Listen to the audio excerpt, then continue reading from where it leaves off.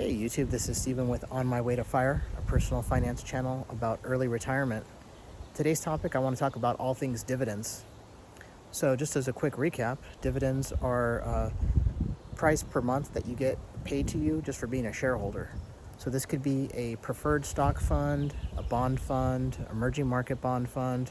And there's also specialty closed-end funds you can get from companies like PIMCO, John Hancock, a couple other ones like that, BlackRock.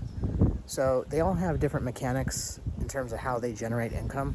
But typically on those, they'll pay you once a month. And then there's also a covered call ETF that you can buy now. And they have they have some that have a stable price that pay once a month. Then they have some that are kind of erratic because they pay weekly. So I'm going to do another video in the future about the weekly covered called ETFs. I've been doing those since October and I'm starting to have some success with them. But just as a general video for dividends, I want to talk about how I strategize with dividends and what I do. So with each broker, you have the option to receive your dividend as cash. And so let's say you have 100 shares and it pays 10 cents a month. You'll get $10 every month. So there's something called an X date, which means you need to be an owner of that stock or ETF by a certain date. And as long as you own that stock by that date, you'll get paid somewhere between a week or two later for the dividend. Now, some brokers, the money doesn't show up until late in the afternoon. Some of them, it shows up in the morning. So for example, with Robinhood, the dividend is shown, but it doesn't pay me until that evening. So I can't use it really till the next morning. However, with Schwab and Fidelity, I think they pay in the morning.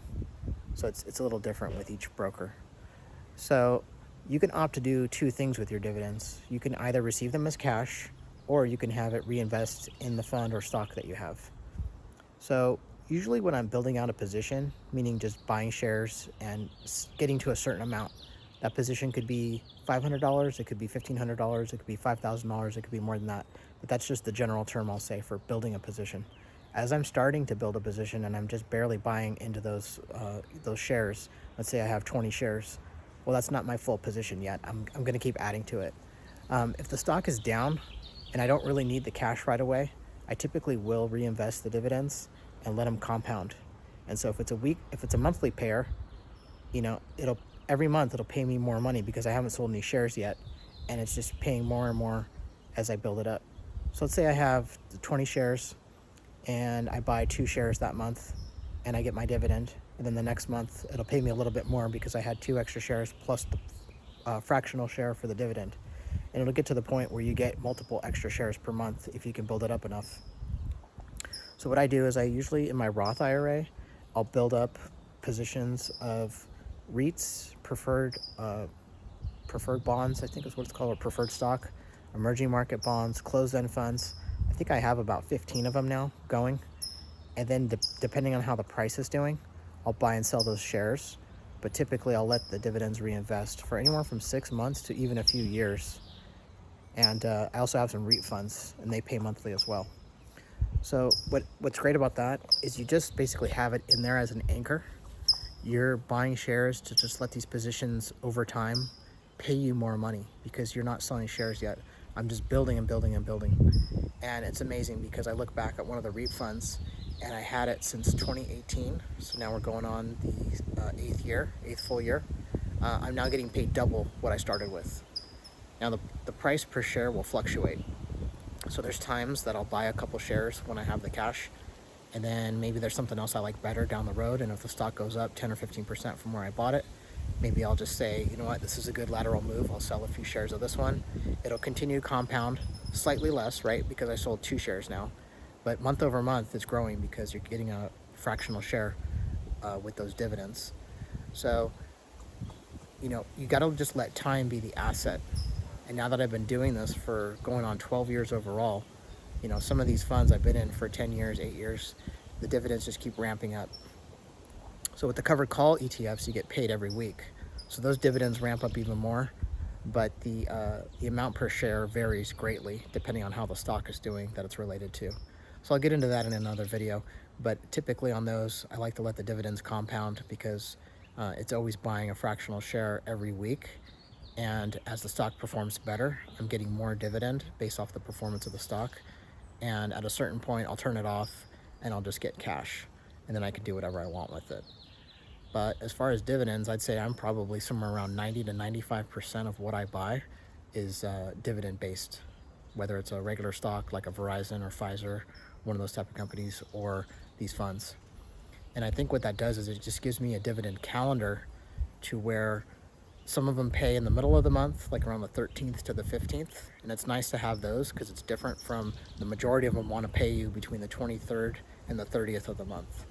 So you have money kind of coming in different time schedules, and it helps with having money at different times in case something goes down and you want to have cash to buy it. I have dividends coming in to help me out. So within my Roth IRA, I would say right now, a majority of the monthly and weekly paying dividend ETFs, I am reinvesting those dividends immediately on the automatic process through that broker, and I want them to buy it for me so I don't have any control over it. It'll just automatically do it, and I don't have to worry about it. And really looking at the results, for the most part, you get more or less a good price for the day. I looked at it today. I purchased some covered call ETF that I have, and it paid about 15 cents more per share over closing, but it only bought 1.2 shares. So it's not really that big of a deal. And some of those funds have been down a little bit over the last month, so it's fine. Just let it buy. If I was trying to make the decision myself, I might have set the limit order too low, and it actually wouldn't buy because it's not at the price that it's trading at. So in one way, it helps you by getting yourself out of the way and just let the process become automatic. So when the market's down, I like using that because it takes me out of the equation and it just lets the dividend do its thing. So let's say I have a couple hundred shares of a dividend paying company like a Verizon or Pfizer. Those usually pay quarterly. And because it's not paying monthly, you're only getting paid every 3 months. So on those, I like to set those to go to cash because I have a couple hundred shares of various big name blue chip type companies like that. And that's where you start getting a couple $100 per stock that you hold. And then you have more control over what you can buy. And you can just buy a couple shares of something that you like and set your limit order based on when that money deposits. And so that gives me flexibility. I can say that I get back $500 in dividends at the end of a quarter. I can send $200 back to my checking account and use that for bills. And then I'll put the other $300 towards the market. And I might even split that $300, $100 into the Roth, $200 into my taxable brokerage, and try to work on a long-term dividend play for later. But that's pretty much it. You have all these options at your disposal, but you have to learn how to use it within the account. And once you've seen the compounding, typically on these brokers, they don't go back multiple years in the history. So it's kind of annoying. You only get 2 years, and they'll want to charge you for a statement if you want to see like 5 years ago. So you can either save them month to month and do the manual calculation, or if you do the automatic dividend investment, when you go, you can click the button that says view lots. You can see exactly what you purchased, and now you can see the history. So you don't actually need the order history. You can see it off the positions that you hold. So over time, it'll get to the point where you put in a certain amount to start the position. Let's say it's $500, and you buy a couple shares every month and you get your dividends. You could be looking at like 3 times the original amount of shares that you held originally because you let that compounding work for you. And like I said, it's really amazing once you let this process go beyond 5 years and you start getting into 10 to 15 years into some of these stocks. The prices will move all over the place. You'll kind of have your own journey of buying and selling these shares. And let's say that the stock goes up 50%. I might want to just get out of it completely and just, that's more than enough gain. I'll take it and I'll put it in something else if I think it's not going to hold. Other times it goes up 10 or 15, 20% on the price of the shares, and I'll just start selling some of it that I own just to get it down and put it in something else. And, to some people, maybe it's too much to have all these positions that I have, probably now exceeding 30 different stocks that I manage within my Roth IRA. But, the goal there is just to get them all going, paying monthly dividends or weekly dividends in some cases, and, get this cycle of money just spinning. It's like a big wheel. You always have money coming in pretty much at least once a week between all these different things that I hold. And I think it's going to give me flexibility with what I want to do with that account. And just as a general market update, we had a huge rally towards the end of March, right at the last day. And some would call that window dressing, where the fund companies get together and buy up the market to make it look better. And when I compare my 401k performance, at one point I was down 9.5% for the year. I'm now down about 2% for the year.